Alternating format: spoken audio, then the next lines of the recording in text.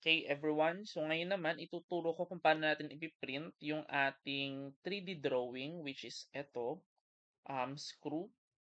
Um, Etong screw na to ay ipiprint natin siya sa ating bond paper. Okay, so when it comes to 3D drawing, mas mainam na ang ipakita natin dyan is yung front view, top view, and the side view. So the right side view o di kaya the left side view. Okay, so yung ating papel naman ay isang short bond paper. So ito ay naka-ready na. So make sure bago kayo mag-print, make sure na naka-ready na tong papel nyo. Oh, and lahat ng mga nakalagay dito is okay na. Okay, so ito yung ating ipiprint. Okay, so yung first thing to do is kailangan nating ma-block itong papel na to. Okay, so write in the command line block, then enter. Lagyan lang natin ng pangalan. So ilalagay ko na lang dito ay paper. Then press OK. Then sabi specify insertion base point. So ito yung pipiliin ko. And then select the whole object na iba-block. After selecting enter. Ayan. So black na po siya. Since black na siya, pwede na natin siyang i-delete. Okay? So balik tayo dito sa ating drawing. Okay? So balik tayo rito. Lagay ko lang siya sa southwest isometric.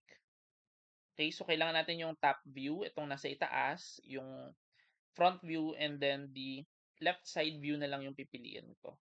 Okay, so punta po tayo dito sa layout. Okay, so pag punta natin dito sa layout,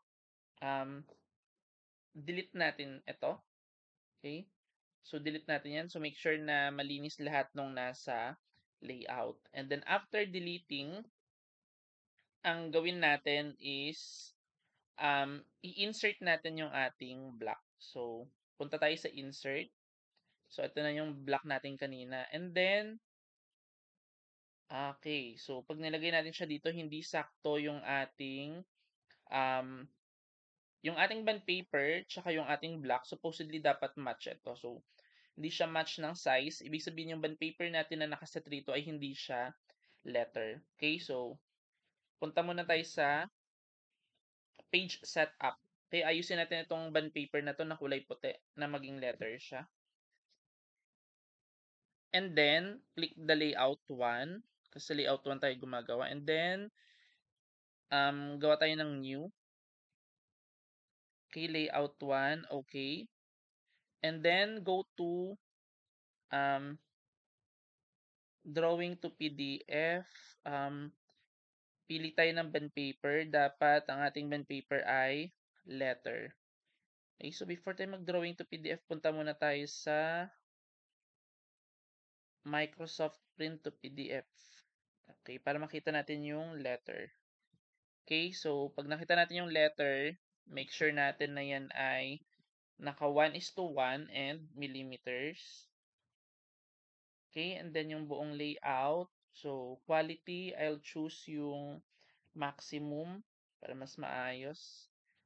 So, layout. Okay, and then, okay. And then, close. Iset natin current. Iset natin as current yung setup ko na ginawa natin. Set current, and then, after set current, then close. Okay, let's check kung naging letter na siya. Insert. Ayan, letter na siya. Okay, so paano ko nalamang letter? Kasi sakto na siya. So, tingnan niyo yung boundary. Saktong-sakto siya. So, dapat, itong block natin, so, in-specify ko yung insertion point dito sa bandang lower left. So, dapat saktong-sakto siya dito. So, ang lagay ko dito guys is 0 bar angle 270 degrees para sumakto siya. Ayan. Nakalagay siya dito sa mismong sulok na sulok, okay, sa corner. O saktong-sakto yan. So, try natin sa page setup. Balikan lang natin siya. Setup 1 yun kanina. And then, modify. Okay, so, tingnan natin. Mag-preview tayo. Ayan, saktong-sakto yan. Okay? So, mapiprint niyan is yung mismong um, yung paper size natin ng letter and match na match yan. So, although may konting ganyan, may konting discrepancy lang. So, hindi na yan mapiprint. Okay? So, let's go with escape. And then, close lang natin. Okay? So, next, paano nga ba natin magagawa yung ating drawing na mag-a-appear dito? So, gawin ko, hatiin natin tong drawing na to sa tatlo. Okay? So, bakit po sa tatlo? Yung isa para sa right side view or left side view and then top view and then front view. So, command line, hatiin lang natin to. Okay, and then next, okay. Yan. So, dito natin ilalagay yung right side view. Dito natin lagay yung, o di kaya left side view. Dito yung top view and um, the front view. Okay, so, ang next natin na gagawin, kailangan kasi mailagay natin dyan kung saan yung top view and etc. So, maglagay tayo ng text. Right, so I think gagamitin ko na lang is the multi-line text para mas flexible. Okay, multi-line text. Okay, so ilalagay ko dito top view. And then, set up ko lang yung kanyang size. Babaguhin ko yung kanyang justification na magiging middle center. And then, palitan ko lang siya ng Swiss. I think Roman C. Roman C is maganda yung kanyang font. Font. Top view. Gawa tayo nung paglalagay nitong title. So, let's make a circle and then align. Extend lang natin ng konti and then add hatch. Hindi lumabas yung hatch. So, pili na lang tayo dito. Okay, let's go with hatch. Then solid. Then, lagay lang natin siya rito. Ganun lang siya kadali. Then, i-center natin to. So, type M2P. Dito hanggang dito. Then, angat lang natin siya. Ayan, nakagitna na siya. And then, ilagay natin yung scale. Ba't nalagay siya ng hatch? Z. And then, lagay natin yung kanyang scale. So, copy. C, Control V. Better na i-copy na lang siya natin ng normal para hindi siya, para aligned. Okay, and then, escape. Lagay siya ng scale. Scale. Then, let's say for example is 1:100 millimeter.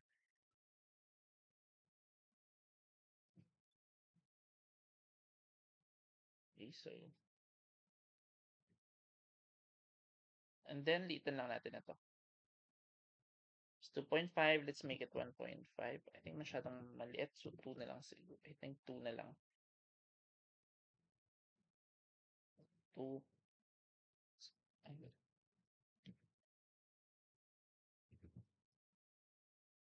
Gawin natin siyang 2.0.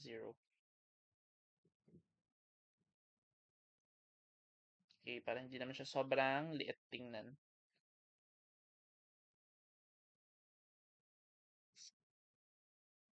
And then, itong buo na to, i-move natin siya. Okay, so, M2P para mag-grab natin siya sa center. The next is M2P ulit. Saan natin siya ilalagay? Dito sa gitna na ito. Okay, so, and then after that, konting adjust lang. Let's move it again, once again, sa itaas. Okay, so, Next, copy lang natin to para sa nasa baba. Okay? Copy. Dito ko lang siya ka-copy. And then, lagay ko siya dito. Okay? So, dito naman is the front view.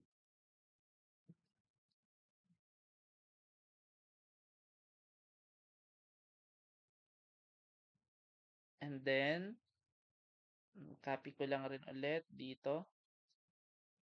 So, ilagay ko na lang dito is the right side view. Okay, yan. Right side view.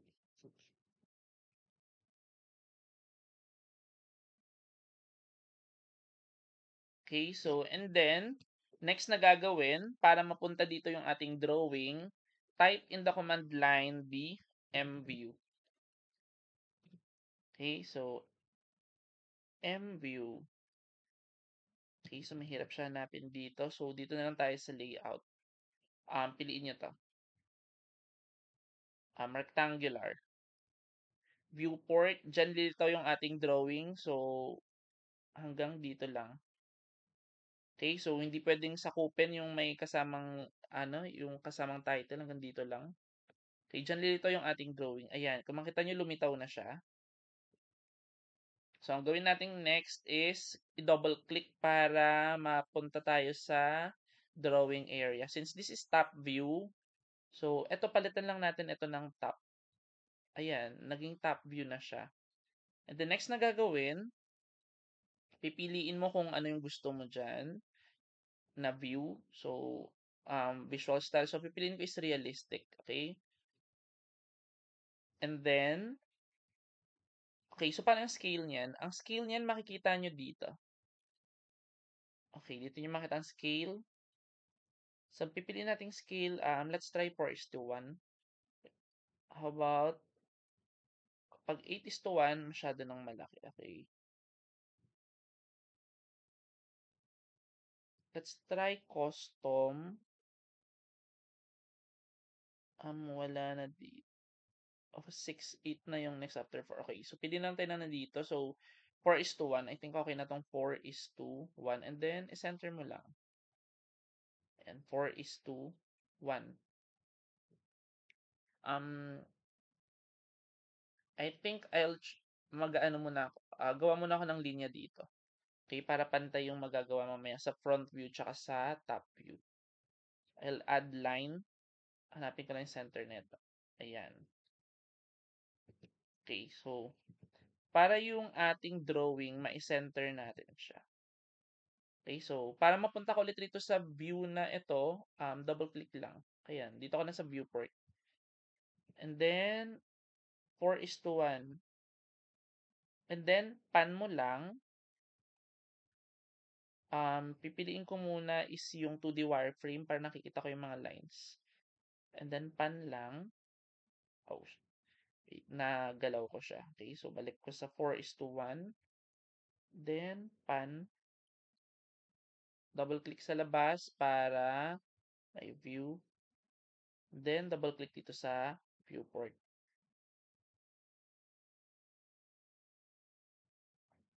Okay, dito yung pan. So, gitna natin siya. Ayan, gitnang-gitna siya.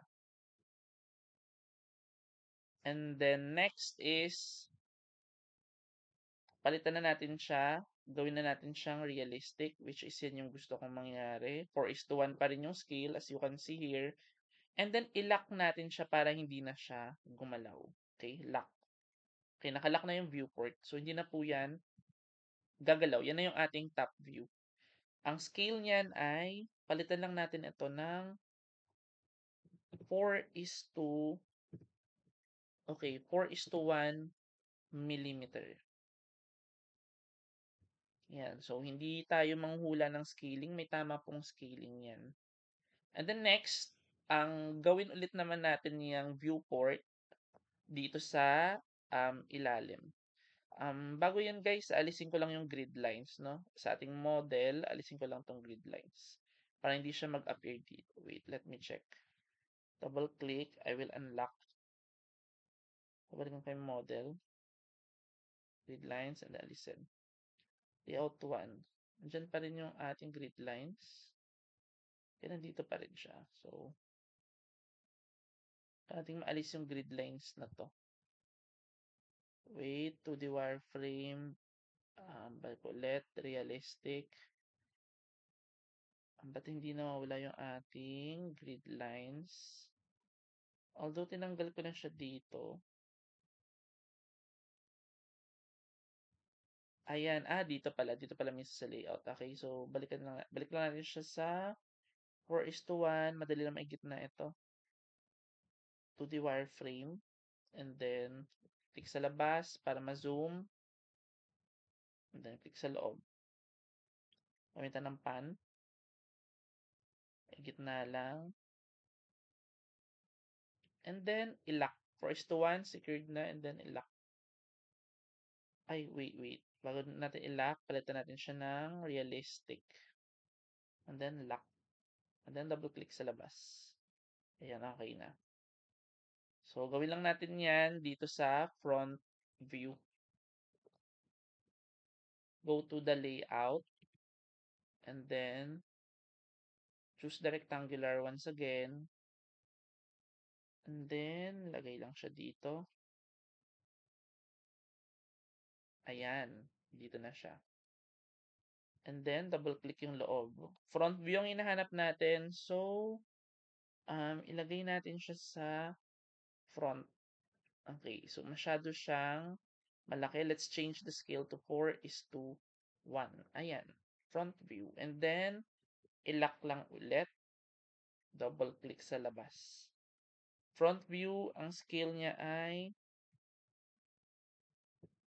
4:1. So, kaya siya 4:1, ibig sabihin, mas malaki yung nasa bond paper natin kaysa dun sa actual. Hindi siya pinaliit, bali scaled up siya. Ay double click sa labas. And then, pag nagawa yan, delete lang ito. Okay, so, yan, hindi natin siya kailangan, kaya i-delete na natin to. Itong ginawa natin na center kanina.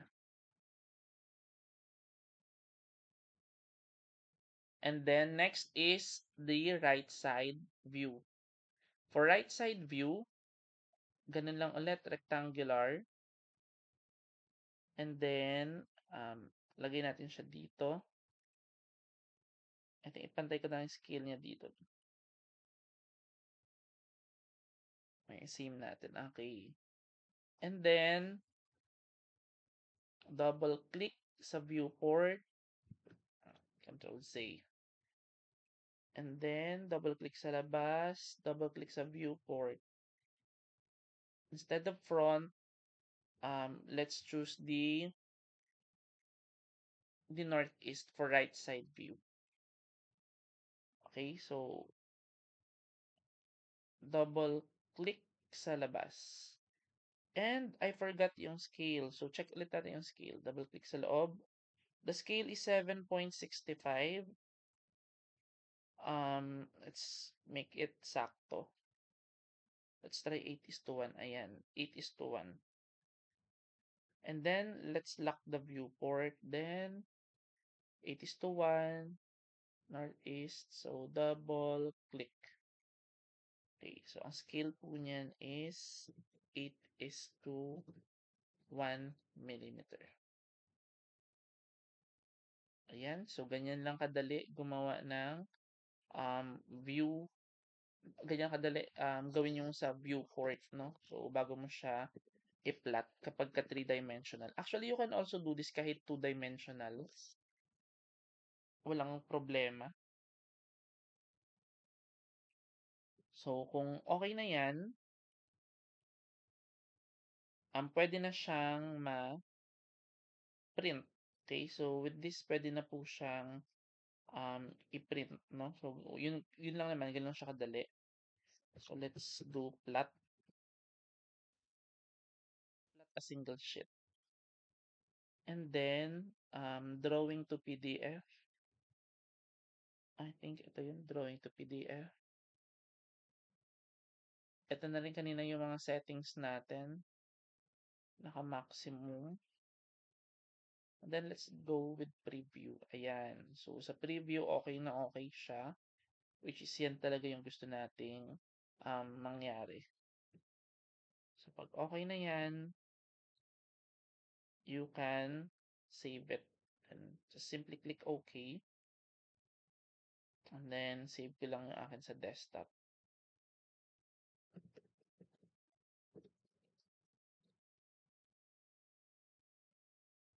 It's just screw lang pala. Then print. Okay, so ito na siya. This is ready for printing na. Okay, so we have the top view, we have the front view, and the right side view. Okay? So, yun lang. So, hopefully nakuha kung paano gagawin. Thank you for listening.